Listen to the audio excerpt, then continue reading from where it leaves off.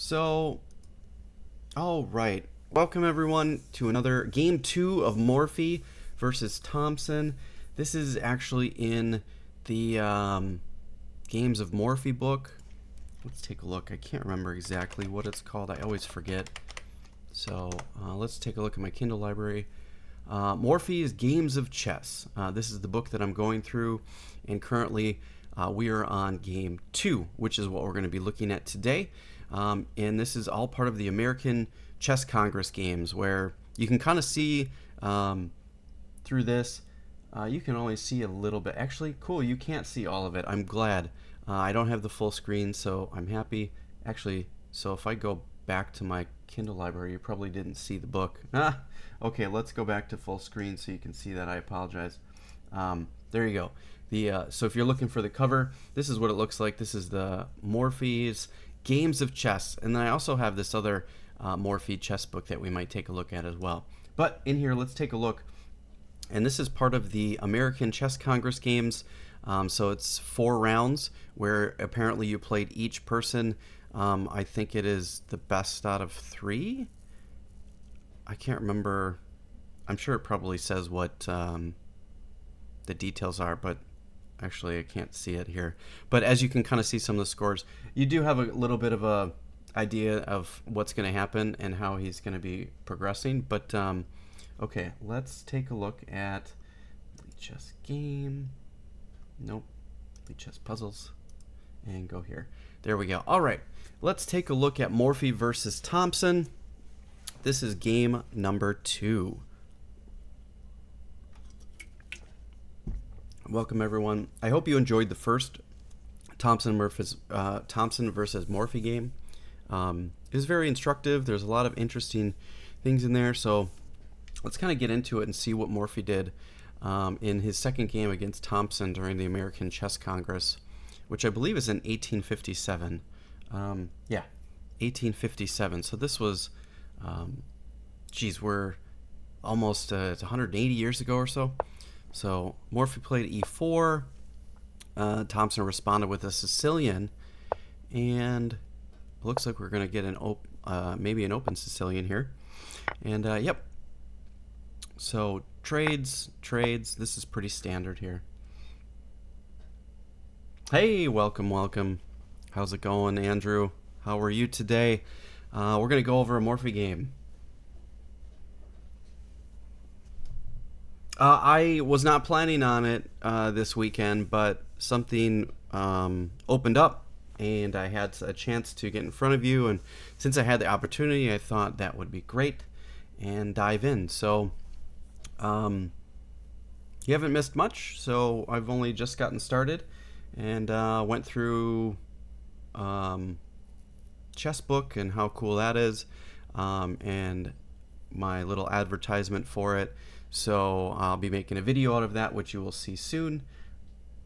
I just don't play online blitz and we'll be fine.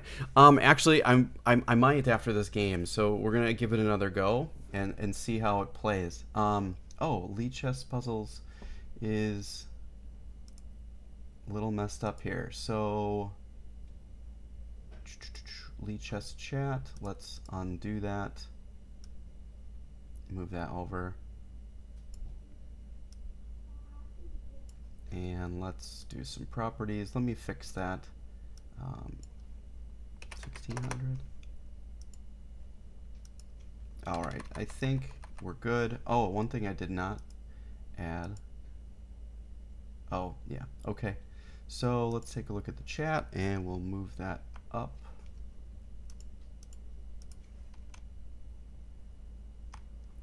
And then we will change that a little bit to maybe 850. Nope. 800. Oh, I think I had it right. It moves it from the bottom. Whoopsies. All right. Little tedious, so bear with me here. Well, let's move that down. And chat should be a little bit better. Yeah, I'm gonna give it another go. We're gonna try it. So let's see how it plays. But okay. All right, let's kind of continue on with the Morphy game here. So we have an open Sicilian Defense by Morphy, or by Thompson, who played open Sicilian into Morphy. But looks like we're going to get the Taimanov variation after playing e6 here. So Morphy responds with protecting his knight, with bishop to e3, and Thompson also develops. What's interesting is if you look through the master database, there's no game here until Morphy plays knight c3 in the master's database. But then it jumps back and there's actually a number 5 games. Just kind of interesting on how that happens sometimes, right? This move is a weird move by Thompson. Like, I don't think there's a reason for Thompson to play that. I think he should just develop normally. Or find a way to develop his light-scored bishop somehow, and then maybe try to work on getting castle. But h6 is kind of a goofy move because he's already, Morphy already moved his bishop, so kind of doing h6 is almost useless. Kind of don't understand why he made that move. But Morphy, in great fashion, works to finish development quickly, and as you can see, he is already two tempo ahead from Thompson because he's about to get castled very quickly. Thompson strikes in the center, and Morphy decides that he's not going to do anything with that pawn. He's going to leave it. So something that we can do here is we can actually do like a guess the move type of thing, and I can see the moves, but you guys actually can't. I have those hidden from you because I think this is part of the fun for you guys to try to maybe figure this out. So I don't want to buzz through this too fast. I want to make this to be a little bit more educational. So why don't we try to figure out and try to get into the mind of Morphy and discuss maybe what Morphy was considering to do here. So there's a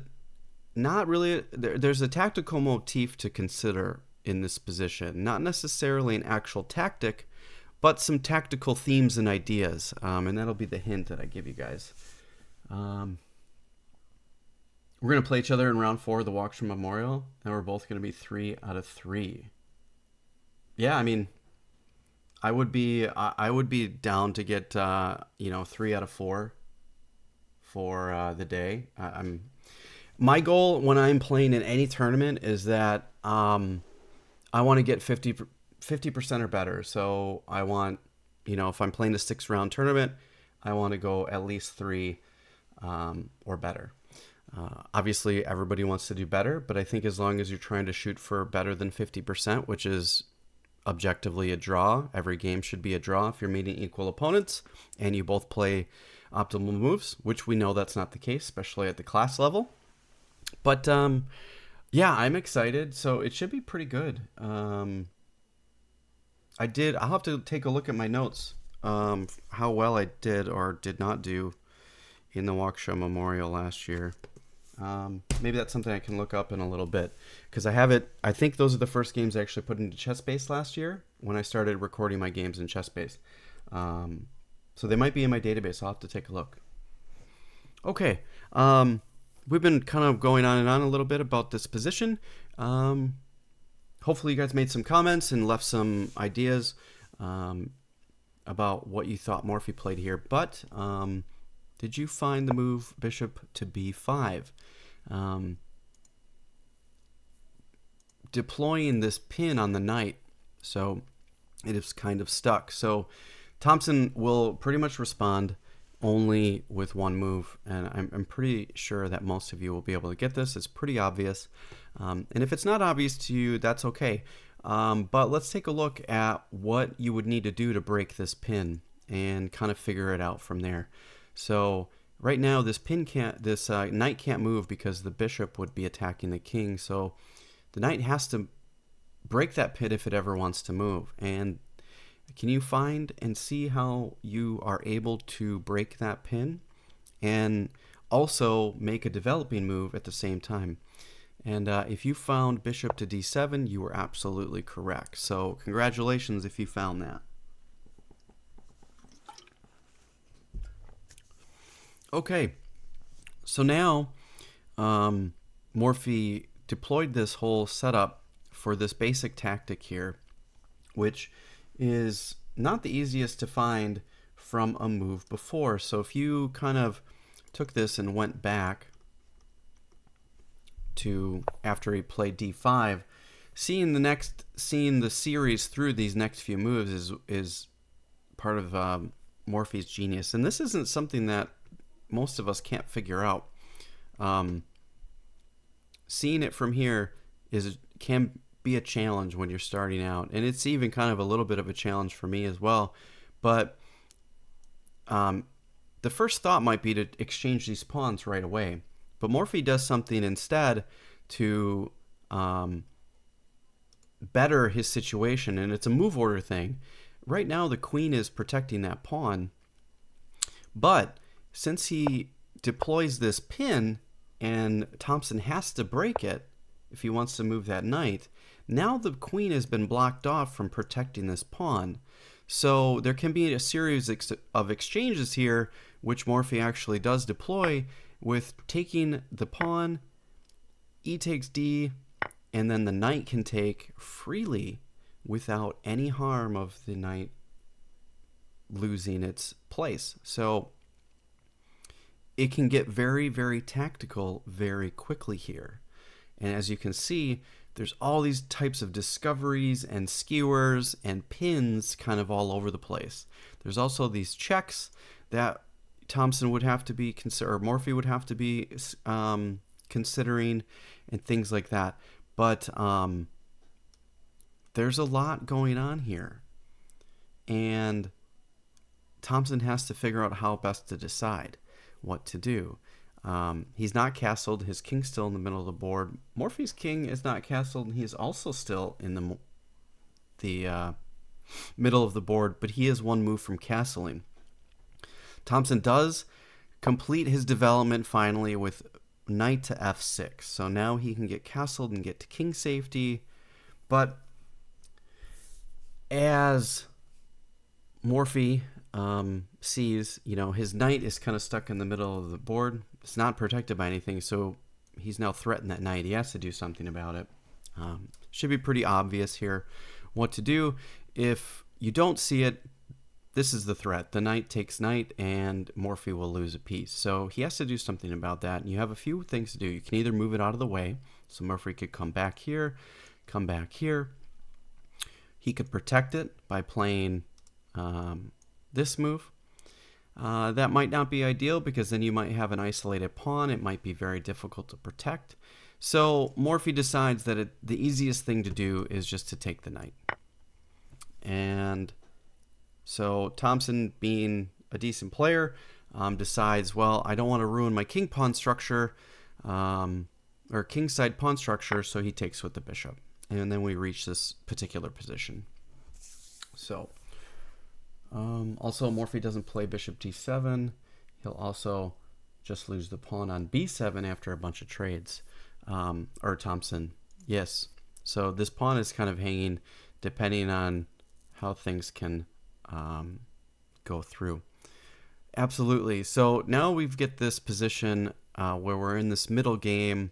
We're reaching the end of the opening, and we're going to see some castles pretty quick here, and then we're going to get into a middle game. So there are some tactics here against here. There's two pieces here, there's two pieces here, but then there's also these discoveries that there's so many things going on that Morphy has to be a little careful. So he kind of just solves that problem by protecting his knight by playing c3. And it kind of stops everything from happening. So, and one sequence could have played out here. They don't show it in the book, but just for educational purposes, Thompson could have had a chance to simplify a little bit by this kind of sequence here. And then even further, and now Morphy is just up a pawn. Thompson could have had a chance to play something like that. He chose not to. He played a little bit differently. You get into these queen and rook endgames and things can be very difficult. I don't know exactly what this would be. Is this objectively a draw? I think it is. Yeah, it's like it. Yeah, exactly. So even a pawn up here, once you simplify, um, things are pretty good. So there, Thompson had a chance to actually kind of simplify this game a little bit, and then play this queen and rook endgame, being a pawn down, where engines have shown that this is objectively a draw. Obviously, you have to play it out to a draw. We're only on move 15 at this point, so it's quite possible that there's a lot of other places to falter, but it might have been a better option for him than how he played the game, perhaps. And maybe he saw this and didn't want to play it. It's unclear because there's no notes in the book about this. I don't really get a whole lot of variations until later in the game, so I'm just kind of going over what I see in the game as just a 1600 level player, but I mean, that's not hard to find. I mean, those are all forcing moves, very quick. But so we get a pair of castles, and now we have full king safety, and all of our pieces have been developed, and now it's time to work on improving our pieces. And the final thing is to try to connect your rooks to really fully complete your development. And Thompson comes with queen to c7. And here is probably one of the critical points in the game on how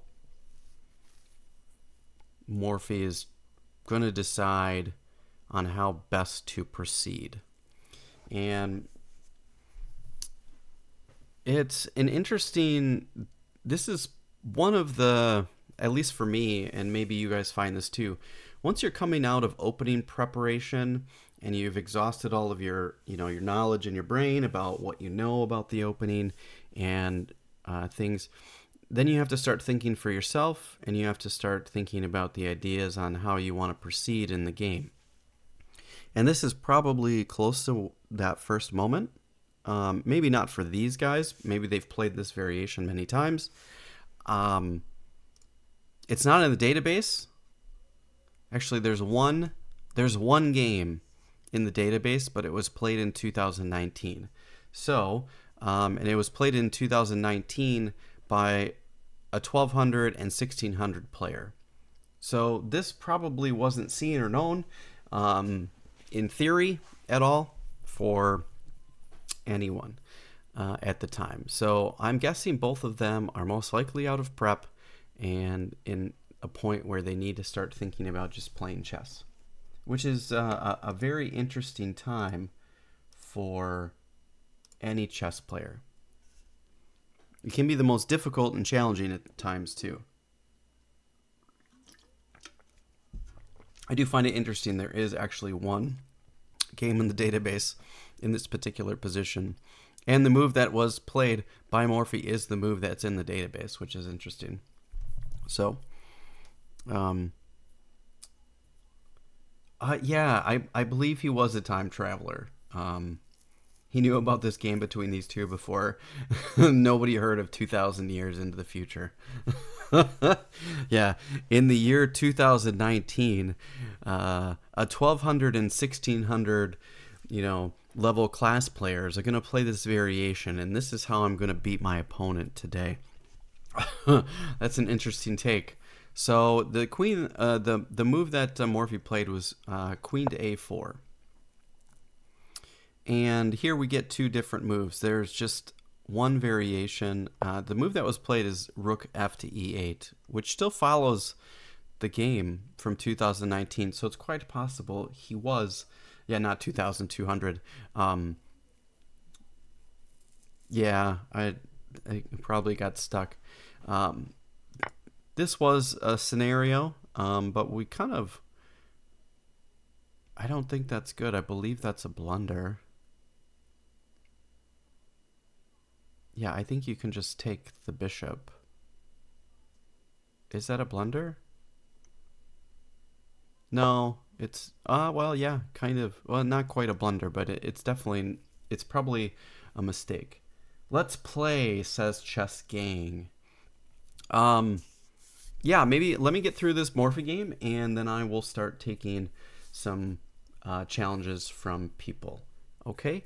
And yeah, I definitely want to play. Some of you guys that are watching today, we're going to give that a go. And yeah, it should be pretty fun. I'm excited. But let's get through this Morphy game, and then we'll take a look. So, we're still following the game that's in the database, which is interesting. Rook A to D1, and then Rook to E4. We're just, a lot of pieces are piling up on this particular spot right here.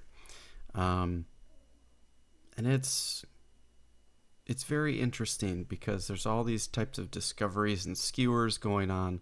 It's very tactical and very sharp. I have a lot of trouble understanding this position. There's also now this pin. Now, Morphy obviously has a very deep understanding of how tactics work. And can you guys come up with a move or decide on a move that you think that Morphy played here? I think this is a perfect place to try to do a solitaire chess type of thing and guess the move. I urge you guys to try to figure out the best line of play that Morphy played here and see if you can get it right. I'm not certain that I would get it right, but I feel like I would have a chance given my tactical ability. I wouldn't get the whole sequence right, but I would get... I'm confident I could get the first move. But it's kind of not an intuitive move to play. It does require a great amount of a great amount of calculation. So, if you guessed the move would be to take the knight, you are correct. And some of you guys are probably thinking, oh no, well he can just take back with the bishop, and then my queen is under attack, so I can't take the bishop. And you're right, he definitely took back with the bishop.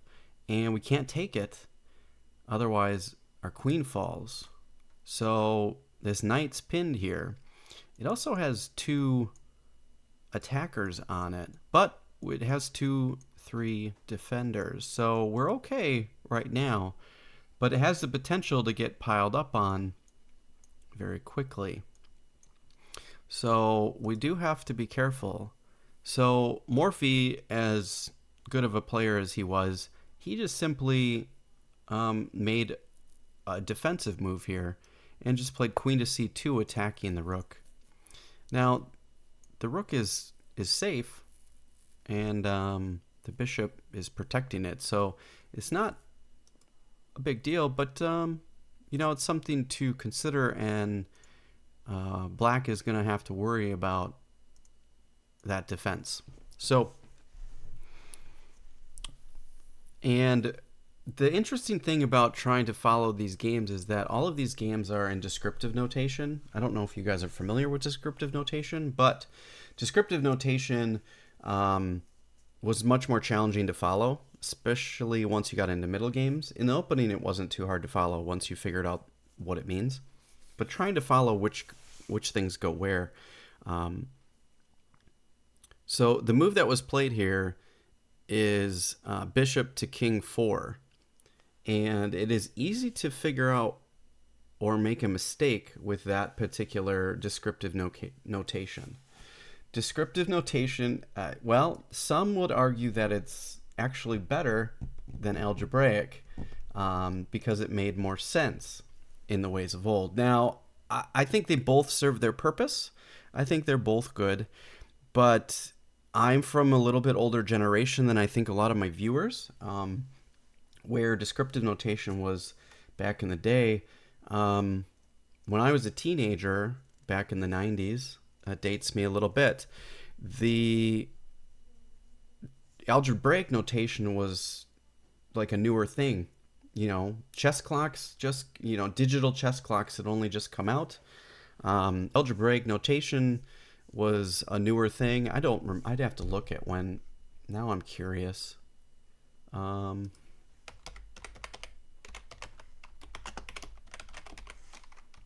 let's find out when it was made, because I don't remember. And I want to make sure that I'm speaking correctly about it. History. So descriptive notation came in Muslim chess and appeared in Europe in the 12th century. So descriptive notation has actually been around longer, much longer than its predecessor of algebraic notation. It was described in 1847.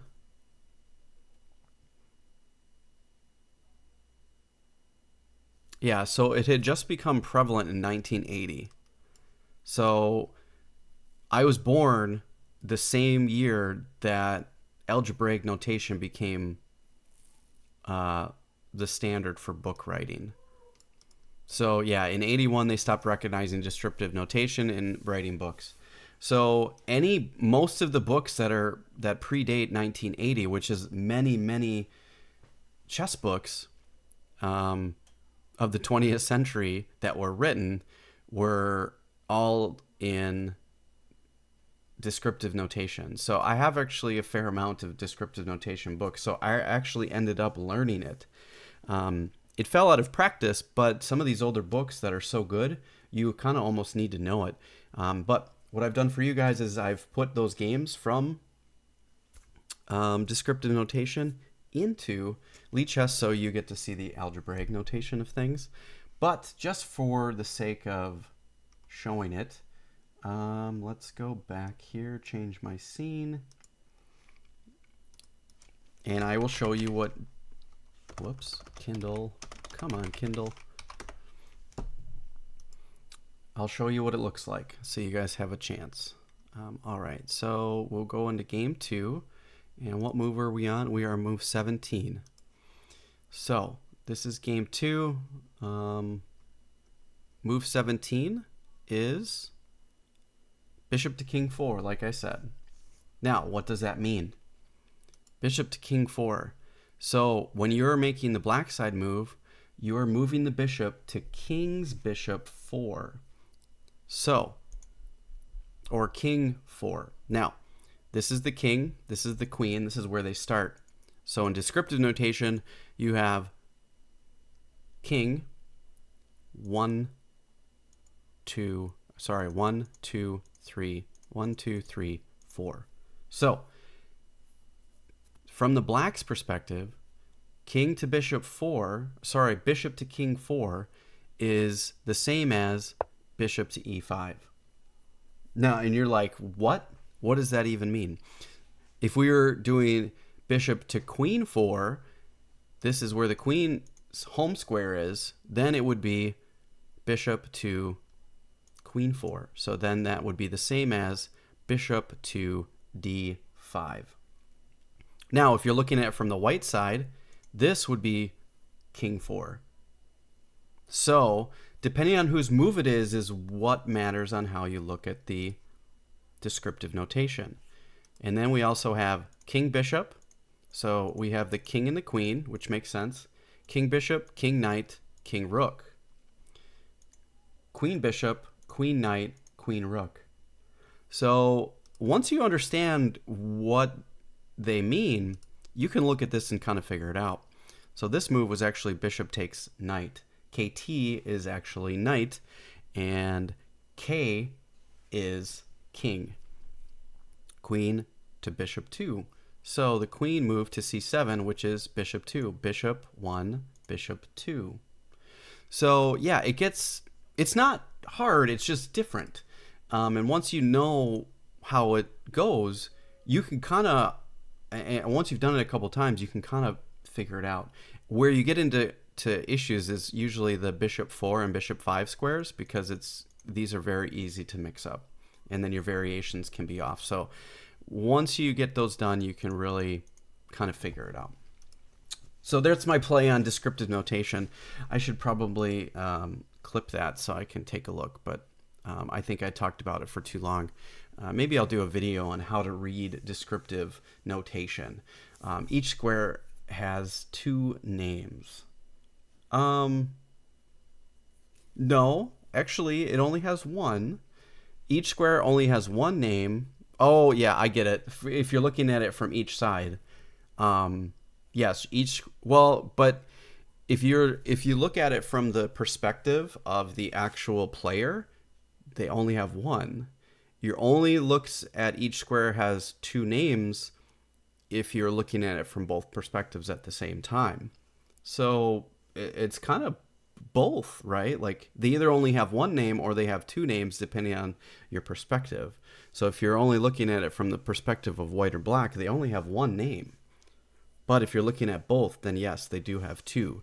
So the E5 square is E5 in algebraic notation, but if you're looking at it from white, that is King 5. If you're looking at it from black, it is King 4. So yeah, I can understand where there's a mix-up, where there could be challenges for sure.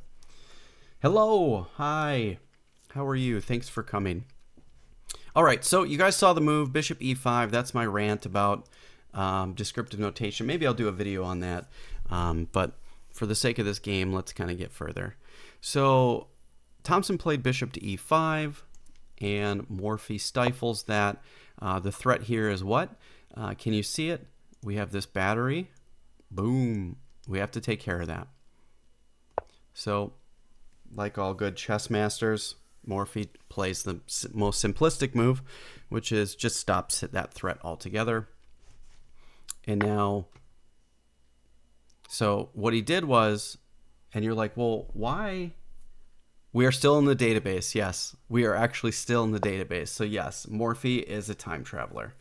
So why did Thompson play this move only to take here? Why didn't he just take right away? Well, at some of these games, and I don't know if this is his thinking here, but I know that this is a common thing for higher level chess, is that this structure right here, despite it not looking very strong, is extremely strong. It's very difficult to crack. You need a few pieces to break through here.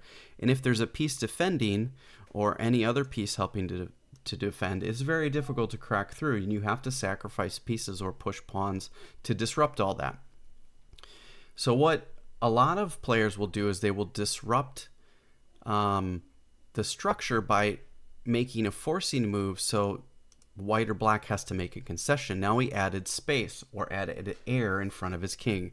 So this is a weakness because Thompson knows Morphy no longer has a light squared bishop. So this light squared bishop is going to come into play.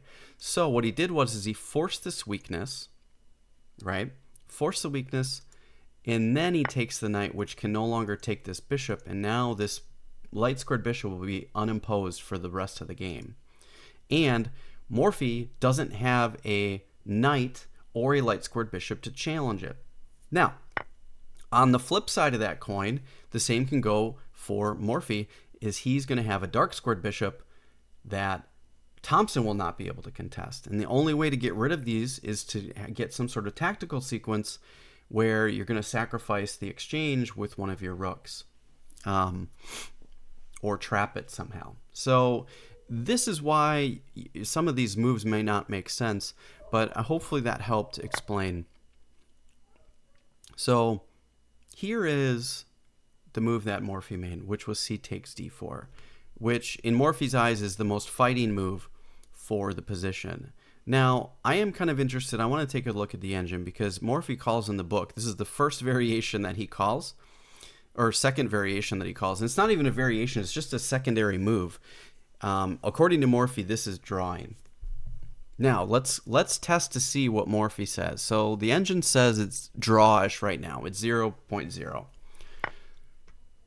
Taking the pawn, according to the latest new Stockfish 16, that's actually minus 0.01.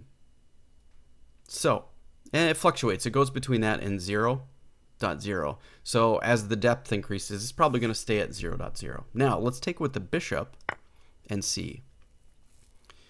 Let's let it sit here and get more depth and see. It's still 0.0.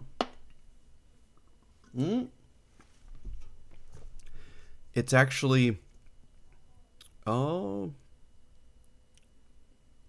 minus 0.1. So taking with the bishop is actually slightly better. Oh, it jumped to 0.2 with the depth. So it's actually slightly better for black. So out of the two moves that Morphy considered here, he was actually right in his assessment that bishop takes is better for black, because if that's drawing, that's better for black. So he took with the pawn thinking that it's better for white, which makes a lot of sense because it is. Was his assessment on the evaluation correct? Maybe not. There's really no difference when it comes to 0.1 or 0.2 in the evaluation on an engine. It's just interesting to see. These are really minute. It's drawing. Either move is drawing, and either one is playable, especially at our level. Because from right now, let's pretend all of us made it to this point in this game, which we are still in the database in this time and variation, by the way, that any one of us has the ability to screw this up. So trying to play this accurately and perfectly from here, even if we made it to this point, would still cause a lot of problems for most of us. So Morphy is indeed a time traveler.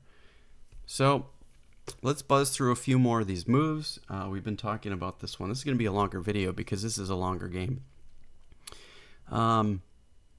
He gets out of the way of any types of pins with this bishop, so that's good. Morphy says, okay, I've got this pawn, this isolated queen pawn. I am going to punch this through, and that's what we want to do. I want to get this down the board and start causing some problems. So he's deflecting the bishop, pushing the bishop back. The bishop could have moved here too, forcing maybe this type of move, but I don't think it really can hang out there for very long.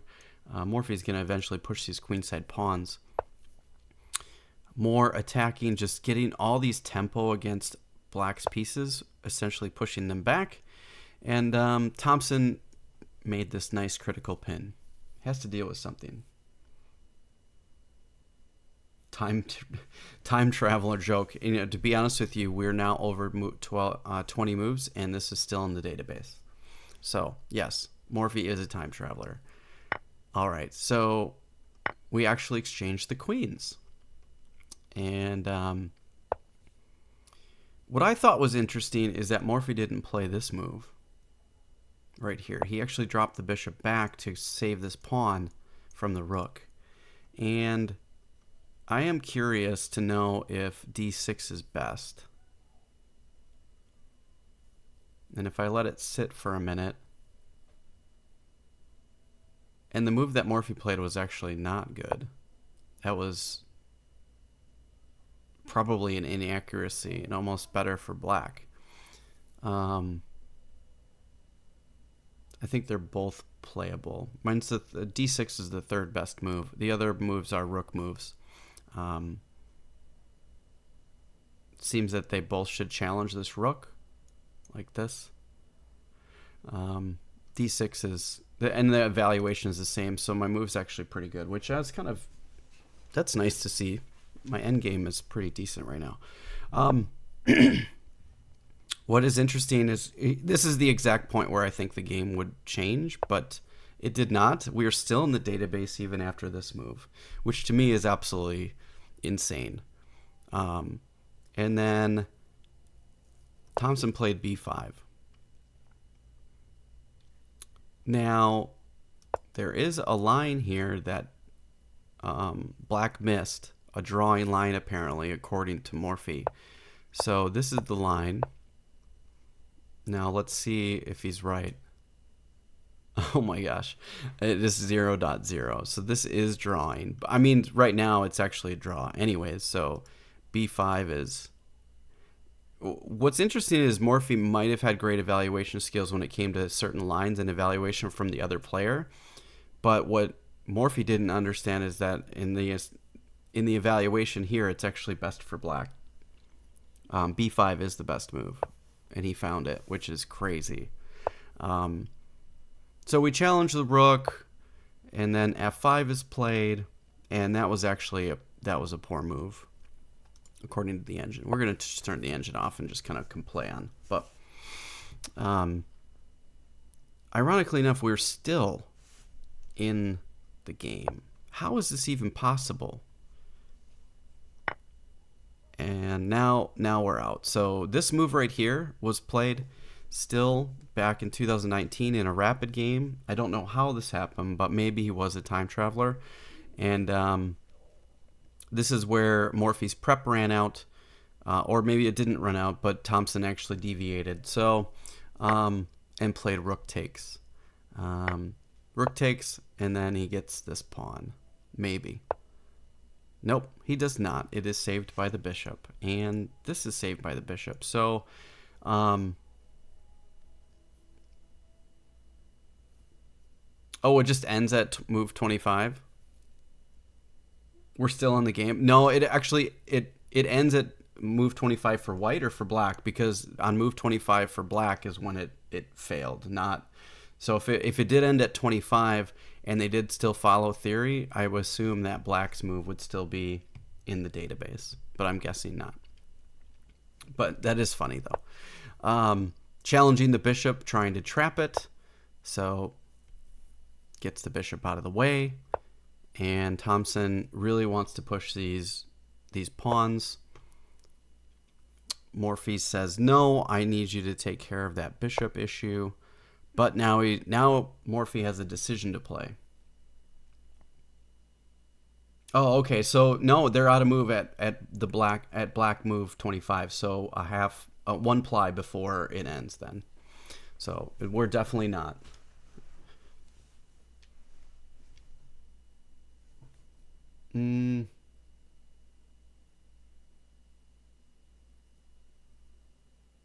The lead chess game had rook takes e1, which was played in the game.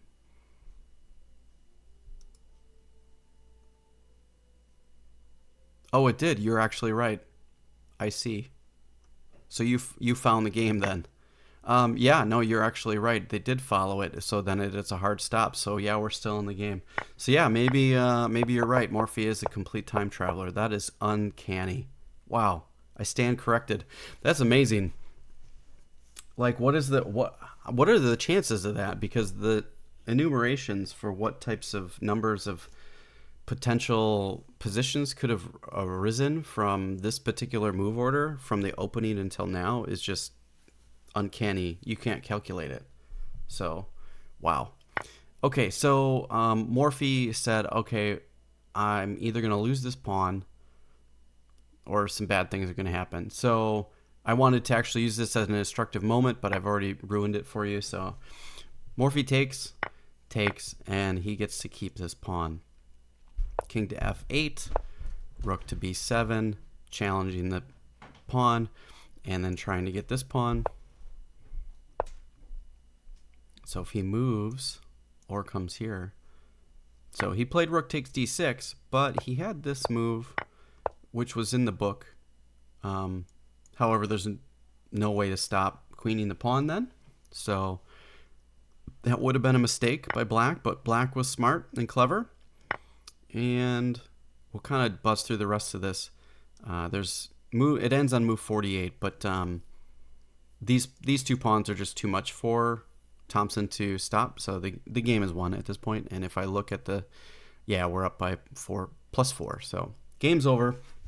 I'll just kind of buzz through it really quick so you can see it. But as you can see, not going to be able to stop these pawns, no matter how good of a player you are.